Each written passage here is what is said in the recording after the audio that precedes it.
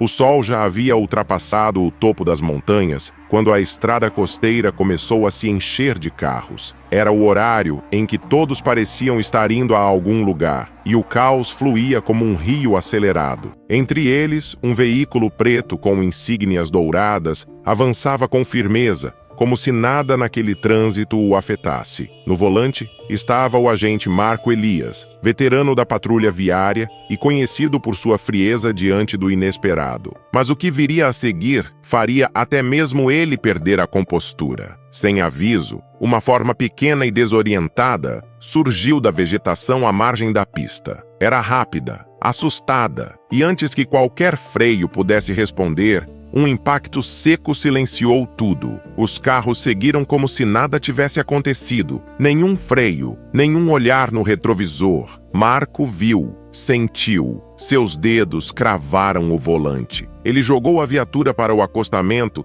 e, com um giro brusco, atravessou o carro no meio da faixa central, bloqueando o tráfego. Buzinas soaram. Gritos surgiram das janelas, mas ele não escutava mais nada. Saiu correndo, coração acelerado. No chão, no meio do asfalto escaldante, jazia um cão, um filhote magro, manchado de lama e sangue, com o corpo curvado como se tivesse sido dobrado pela violência do mundo. Marco se ajoelhou sem hesitar. Tocou o corpo imóvel, esperando o pior. Silêncio. Mas então, um leve tremor, um sopro curto, quase imperceptível. Ainda está vivo, murmurou para si mesmo, sem saber se era esperança ou constatação. Ali, cercado pelo barulho impaciente da cidade, Marco Elias fez algo que muitos considerariam loucura. Parou tudo, pela vida de um desconhecido, por instinto, por impulso, ou talvez por algo mais antigo, mais íntimo, que ele mesmo ainda não compreendia.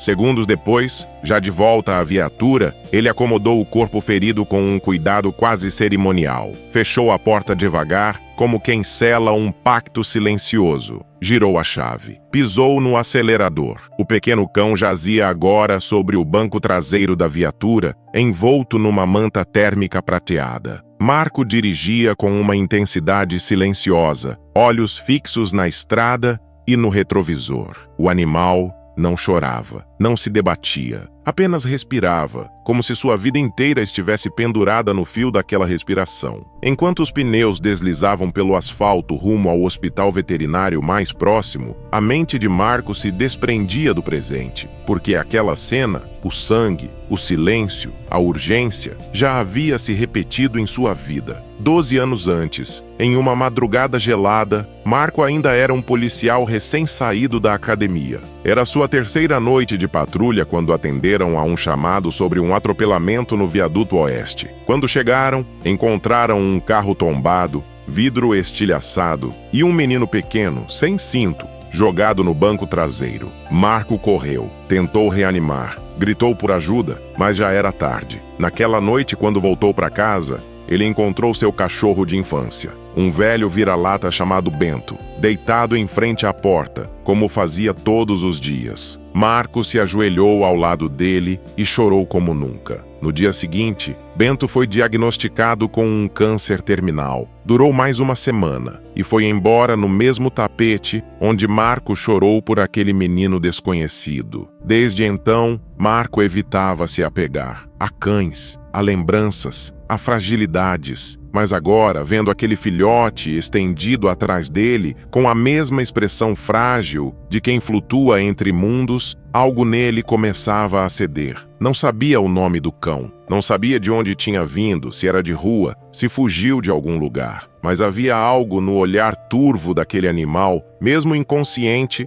que o puxava para dentro. É só um resgate, Marco, ele repetia para si. Você já fez isso antes. Mas no fundo, sabia, não era só isso. A chegada ao hospital foi como atravessar um túnel de ansiedade. Ele mal estacionou e já havia uma técnica veterinária aguardando na porta. Traga rápido, sala 3. Marco segurou o cão com a manta e correu como se estivesse levando uma criança nos braços. Ao entregá-lo, hesitou por um instante. Seus dedos demoraram a soltar o tecido. Ele foi atropelado na linha costeira, disse, quase num sussurro. Respiração fraca, mas contínua. sem resposta neurológica até agora. A técnica assentiu, olhando para o cão com olhos clínicos. Vamos fazer o melhor que pudermos. Ele queria ficar, mas o rádio em seu cinto chiava. Outro chamado, outra patrulha, outro problema a resolver. Com um nó na garganta, Marco deu um último olhar e virou as costas. Antes de sair, ouviu alguém perguntar: "Quer que a gente coloque algum nome na ficha dele?" Marco parou a porta. O nome. Até aquele momento era apenas o cão atropelado, o filhote do quilômetro 21. Mas agora, algo nele exigia identidade. Um símbolo, um chamado. Pensou na forma como o animal o fitara, mesmo machucado. Pensou na intuição que o fizera parar, frear, se ajoelhar. Pensou no que o havia guiado até ali, sem entender por quê. Chame de faro. Como o faro de um cão? Perguntou a enfermeira, sorrindo de canto. Como o que nos faz sentir antes de saber?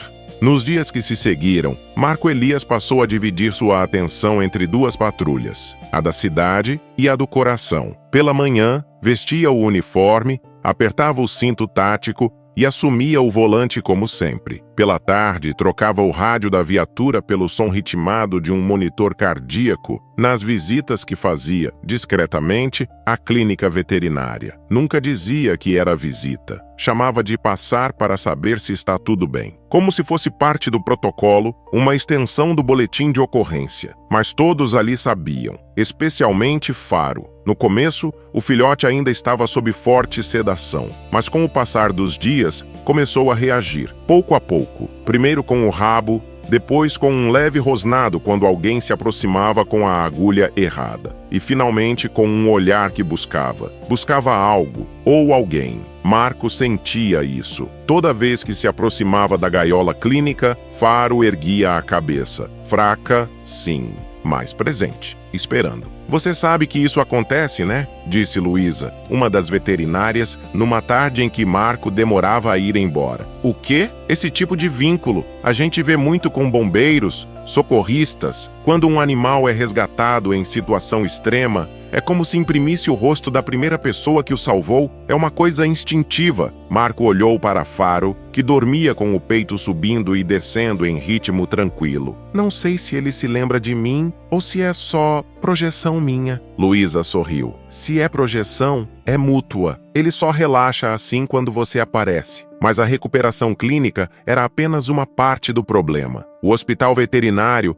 era apenas uma ponte. Logo, Faro precisaria de um destino, um lar, um responsável legal. A equipe, como sempre fazia em casos sem identificação, acionou os canais oficiais de adoção e notificou os abrigos locais. E então veio a notícia. Uma família alegava ser a tutora do cão. Eles tinham fotos antigas. Um vídeo dele ainda filhote correndo num quintal. Disseram que o nome dele era Pretinho, que havia fugido quando um entregador esqueceu o portão aberto. A equipe chamou Marco para conversar. "É normal esse tipo de situação, Marco. Se as provas forem válidas, temos que devolvê-lo. Você entende, né?" Ele assentiu. Claro que entendia. Legalmente não havia o que contestar. Mas, por dentro, algo se incomodava. Pretinho não reagia ao nome. A postura do cão mudava quando o casal aparecia nas visitas, mesmo com sorrisos e carinhos. Não avançava, mas tampouco se entregava. Ficava alerta, silencioso, em suspensão. E então, algo ainda mais estranho, as redes sociais. O casal começou a publicar fotos e vídeos de Pretinho, ou melhor, de Faro, como diziam agora, após saberem do nome dado pelo policial. Nos vídeos, ele parecia feliz, saltava em gramados vastos, dormia em sofás macios, brincava com crianças. As postagens viralizavam. História de superação, diziam. O cão milagroso. Marcas começaram a comentar. Um patrocinador de ração ofereceu parcerias, mas uma funcionária do abrigo, Camila, jovem e desconfiada por natureza, resolveu visitar o endereço cadastrado. Fazia parte do protocolo, e o que encontrou não combinava com nenhum vídeo publicado. O quintal era mínimo, de concreto rachado, sem brinquedos, sem grama. Faro estava preso por uma corrente curta, sem sombra, sem água. sem nenhum rastro da felicidade exibida nas redes. Camila agiu imediatamente. Notificou o abrigo, solicitou a remoção do animal, levou consigo documentos, fotos, vídeos e a certeza de que aquele cão não era amado, era explorado. Ao saber, Marco travou. Não sabia se sentia raiva ou frustração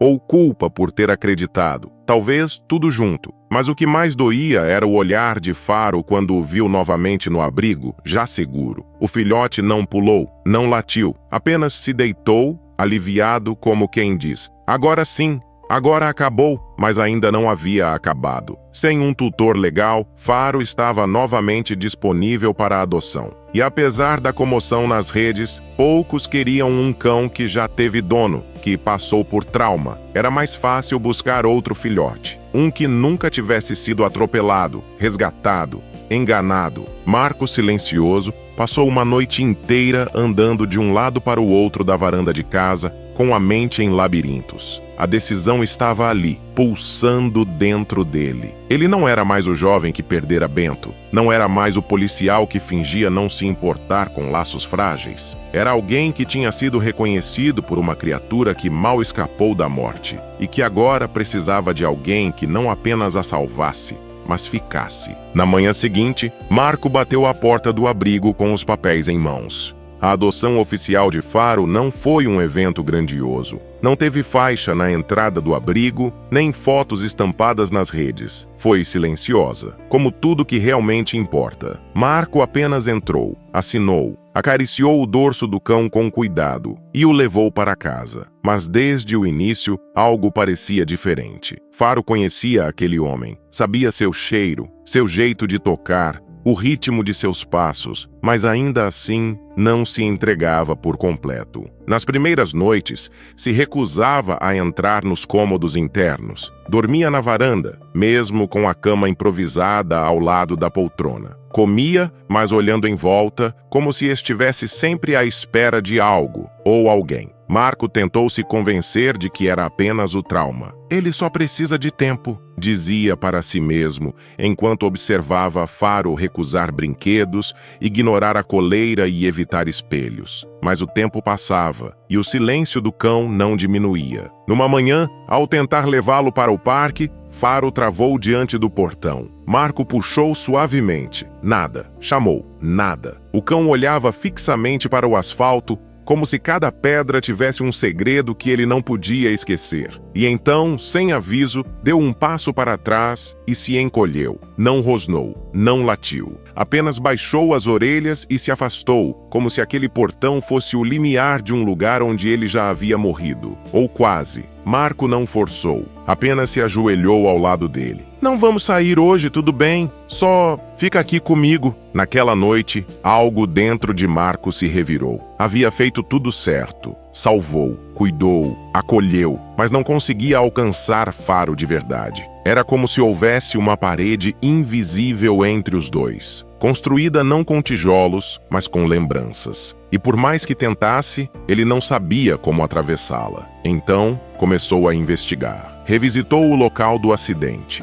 Conversou com moradores das redondezas. Mostrou fotos. Descreveu o animal. Pouca coisa apareceu. Ninguém parecia reconhecer Faro com clareza. Alguns achavam que já tinham visto um parecido. Outros confundiam com cães de rua da região. Foi numa oficina à beira da estrada que um homem mais velho comentou: "Cãozinho preto, com marca na pata? Acho que vi, sim. Viviam jogando comida para ele ali na lixeira. Mas às vezes ele fugia. Ia até umas casas no alto do morro. Casas. Morro. Gente." Marco subiu. Chegando ao fim de uma estradinha de terra, encontrou um casebre de tábuas velhas, janelas remendadas com plástico e um portão de ferro enferrujado. Chamou. Ninguém atendeu. Mas ao olhar pelo vão da cerca, viu um par de olhos pequenos o observando da sombra. Uma criança, uma menina. E ao lado dela, um desenho. Uma figura de palito, com um cachorro preto, rabiscado ao lado. O nome em letras tortas, Zorro. Marco recuou. Zorro? No abrigo disseram que Faro não tinha chip. nenhum registro. Mas será que ele havia sido esquecido ou retirado? E mais importante, e se ele lembrasse? E se todo esse silêncio não fosse sobre medo, mas sobre saudade? Marco não voltou lá no dia seguinte, nem no outro. Tinha medo de abrir uma ferida, na criança,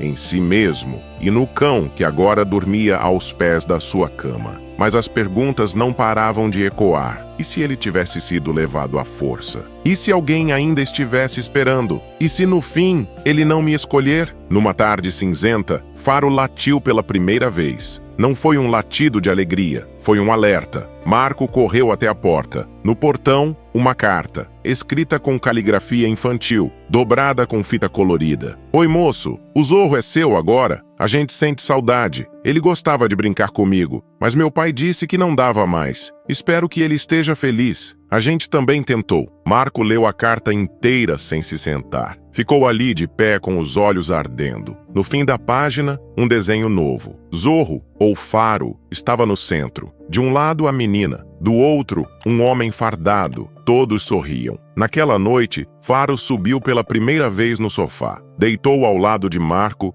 e, sem aviso, colocou a cabeça sobre sua perna. Não era alegria, era aceitação. E embora o passado ainda vivesse em seu olhar, pela primeira vez, ele parecia disposto a viver o agora. Mas o silêncio entre duas vidas ainda não tinha sido completamente rompido. E quando a verdade viesse, toda ela, Marco teria que decidir se manteria Faro ao seu lado por amor ou se abriria a porta para deixá-lo partir por respeito. 2 semanas depois da carta, Marco decidiu que havia chegado a hora. Ele voltou àquela casinha no alto do morro, a mesma onde o desenho de palito tinha cravado uma pergunta sem resposta. Desta vez, ele levou Faro consigo. O cão não latiu, não hesitou. Apenas observava, como se soubesse. A menina se chamava Eva. Devia ter uns 8 anos no máximo. Estava sentada na escada da frente, com um caderno aberto e uma boneca de pano no colo. Quando viu Marco, seus olhos se arregalaram. Mas quando viu Faro, brilharam. Zorro, ela disse baixinho, quase como quem testa a palavra no vento. Faro ergueu a cabeça. Depois deu 2 passos. Parou. Marco ficou parado. Permitiu o tempo, o silêncio, a escolha. Eva não correu, apenas estendeu a mão. E então, Faro andou até ela, sem medo, sem pressa, e se deixou abraçar. Não abanou o rabo, mas fechou os olhos. Era reconhecimento, era retorno. Minutos depois, a mãe da menina apareceu.